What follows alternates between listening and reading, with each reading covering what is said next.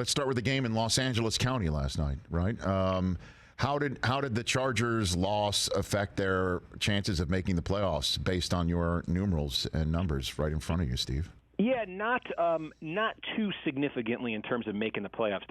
We have them down to a 69% chance to make the playoffs now. That number had been at 76 coming in. So it's a small hit for the playoff loss. The big loss for the Chargers is the division title possibility.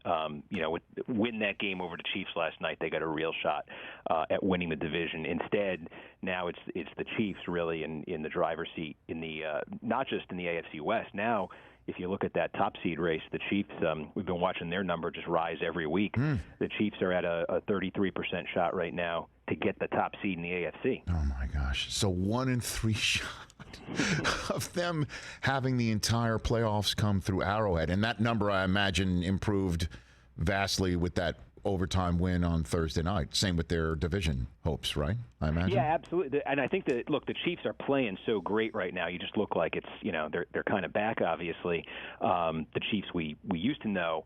The problem they've got looking at that top seed is right now the tiebreakers. The conference record would potentially be the tiebreaker if you had a three-way tie there. They're 3 games behind the Pats in the loss column. Wow. In terms of the conference record. They also have that head-to-head loss to Tennessee earlier in the year, so they've got to get a game up, I think, on both Tennessee and New England. So it's not just win out for KC.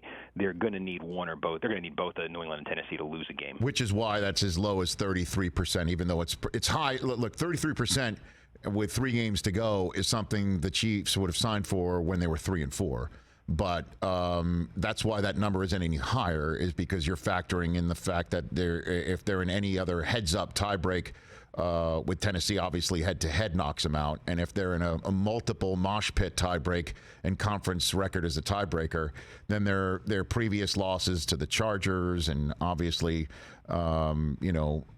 their other losses like the ones to Tennessee, the one to Baltimore, one to Buffalo, that's what's holding them down right now. Yeah, and meanwhile, talk about a turnaround. You got the Pats sitting at 2-4 in the middle of October, now looking at a 37% shot, the best of anybody in the AFC at the 1 seed. And the thing the Patriots have, again, besides the win streak right now, 7-1 conference record, and the win over Tennessee. So the Pats get the head-to-head over Tennessee, and 3 games in the loss column against Kansas City for that tiebreaker. 7-1. So their losses to Dallas and Tampa, those are the losses that I guess you want to have, and New Orleans.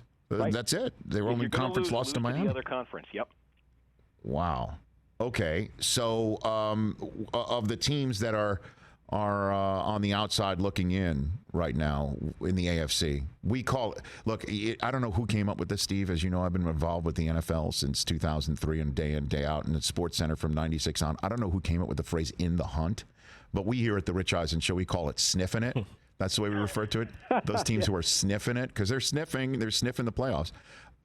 Those who are sniffing it in the AFC 8 on down, which team has the best chance percentage-wise of making the playoffs right now? So it's changed a little bit this week, and I think it's the COVID situation that's done it. If we'd been having this conversation Monday morning, the answer would have been Cleveland.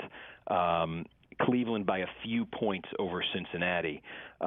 Cleveland obviously just decimated, all sorts of question marks around the COVID situation. And what's happened is we've seen Cleveland's chances, the probability on paper of winning the game this weekend against Las Vegas, we've seen their chances plummet by about 20 points this week as all this COVID news has come out. And what that's done is it's dropped their overall chances of getting that wild card down to 41%, which is now the same number as Cincinnati. So you're looking at Cleveland and Cincinnati with an equal shot. They're both sitting there, Cleveland right now in the 8 spot, Cincinnati in the 9 spot. They both have that 41% shot.